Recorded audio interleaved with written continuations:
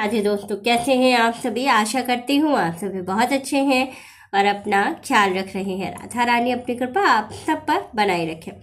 दोस्तों, आज हम लोग बात करने वाले हैं 4 दिसंबर मार्गशीर्ष पूर्णिमा की।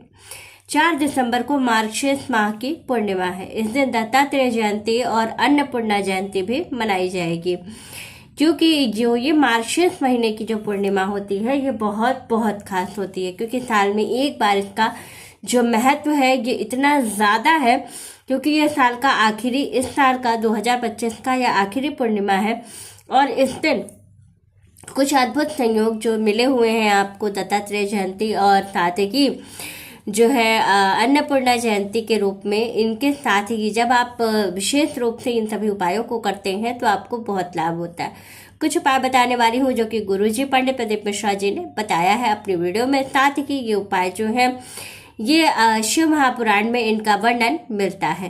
तो चलिए जानते हैं जो उपाय बताने वाली हूँ उसमें पंचमुखी दीपक और दूसरा उपाय जो है 3 लौंग का, जो कि बहुत ही सरल और अचूक लेकिन उपाय है, जिसको करने से 100% इसका लाभ आपको जरूर मिलेगा।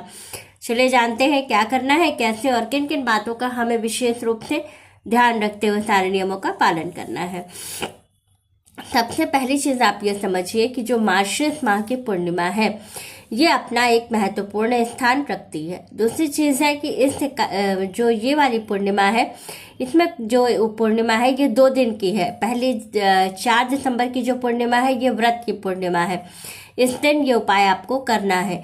5 तारीख को जो पूर्णिमा है वो सिर्फ स्नान और दान की पूर्णिमा है, जिसमें श्वेत चीजों का दान किया जाता है। विशेष रूप से पवित्र नदी और सरोवर पे स्नान किया जाता है, दीप दान किया जाता है। पूर्णिमा पर दीप दान का भी बहुत बहुत महत्व है। आगे बताऊंगी कि कौन सी जगहों पर आपको 5 जगह पर दीप दान करना है, जिससे कि आपको पूर्ण लाभ प्राप्त होता है। लेकिन पहले हम अपना जो दीपक का उपाय है वो समझ लेते हैं। सबसे पहली चीज है कि पूर्णिमा के दिन 4 तारीख को सुबह सवेरे स्नान करने के बाद सबसे पहला काम आपको सूर्यदेव को जल देना, और दूसरा कार्य है अपने घर में जो आपके इष्ट है उनकी आराधना करना। इसके बाद आपको क्या करना है, हरि विष्णु जी, लक्ष्मी जी की विशेष रूप से पूजा विधिवत करनी है। हरि विष्णु जी को आपको पंचामृत का स्नान कराना है। माँ लक्ष्मी को आपको गाय के कच्चे दूध से स्नान कराना है। इसके बाद शुद्ध जल से स्नान करा करके उनको नए वस्त्र धारण कराइए। साथ ही हरि विष्णु जी को पीले रंग का वस्त्र, माँ लक्ष्मी को लाल रंग के वस्त्र पहना करके उनकी विशेष आराधना कीजिएगा। माँ को विशेष रूप से कोशिश करिए कि उनको सफ़ेद बेले की माला अगर आपको मिल जाए तो जरूर चढ़ाइएगा, ना मिले तो गुड़हल की माला या गुलाब की माला भी आप चढ़ा सकते हैं। हरि विष्णु जी को पीले रंग का गेंदे का माला आप जरूर समर्पित करें। साथ ही हरि विष्णु जी को नया जनेऊ चढ़ा करके उनके सामने एक अखंड ज्योत प्रज्वलित करें और जो पूर्णिमा की कथा है उसको आप पढ़ें। इसके बाद जब आप ये सारे कार्य कर लें, इसके बाद आपको जो सबसे महत्वपूर्ण काम करना होता है वो ये है कि आपको सत्यनारायण भगवान की कथा इस दिन जरूर करनी चाहिए। जो लोग भी पूर्णिमा के दिन, जो मार्गशीर्ष की पूर्णिमा है, इस दिन जो लोग हरि विष्णु जी की पूजा के बाद जब सत्यनारायण भगवान की कथा करते हैं और विशेष रूप से उनका हवन पूजन करते हैं तो उन्हें बहुत सारे लाभ प्राप्त होते हैं। तो इस बात का आप जरूर ध्यान रखें। अगर पंडित जी को बुला करके जो है कथा न सुन पाए तो आप स्वयं जो है मोबाइल पे श्रवण कर लें, या तो आप स्वयं पुस्तक उठा करके कथा पढ़ लें, तो आपको पूर्ण लाभ की प्राप्ति हो जाती है। साथ ही इस दिन खीर का बहुत महत्व है, तो खीर जरूर बनाएं। जो लोग व्रत करते हैं वैसे भी वो खीर से ही अपने व्रत का पारण करते हैं।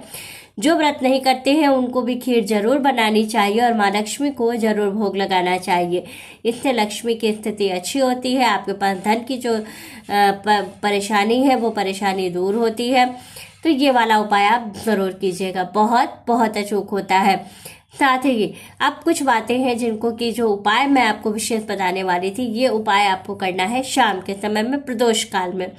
शाम को 7:30 से 8:30 के बीच में आपको जाना है शिव जी के मंदिर। शिव जी के मंदिर जाकर के सबसे पहला काम 1 दाना आखा चावल लेकर के जाइएगा, 1 बेलपत्र और 1 लोटा जल। इतना लेके जाने के बाद सबसे पहले आप चावल का दाना चढ़ाइएगा। चावल के दाने के ऊपर ही बेलपत्र समर्पित कीजिएगा। 1 लोटा जल चढ़ा करके शिव जी से अपनी कामना कहिएगा। पंचमुखी दीपक घर से बना कर ले जाइएगा। एक ही दिया रहेगा, उसके अंदर 5 तरफ से बाती आपको लगानी है।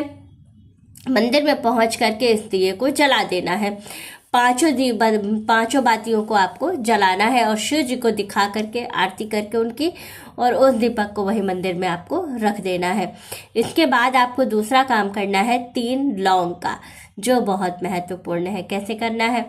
देखिए, अगर आपके जीवन में कोई ऐसी समस्या, कोई परेशानी, कोई जीवन में बहुत बड़ा कष्ट है जो समाप्त ही नहीं हो रहा है, तो 3 लौंग लेकर के जाइएगा। 1 लौंग आपको चढ़ानी है शंकर जी पर, जो आप अपनी कामना कहते हुए शंकर जी के पास आप चढ़ाएंगे या उनके शिवलिंग पर समर्पित करेंगे। दूसरा जो लौंग होगा वो आपको चढ़ाना है कहाँ पर? अशोक सुंदरी जी के स्थान पर। जब आप अशोक सुंदरी जी के स्थान पर लौंग चढ़ाते हुए अपनी कामना कहेंगे तो कामना की पूर्ति बहुत जल्दी होगी।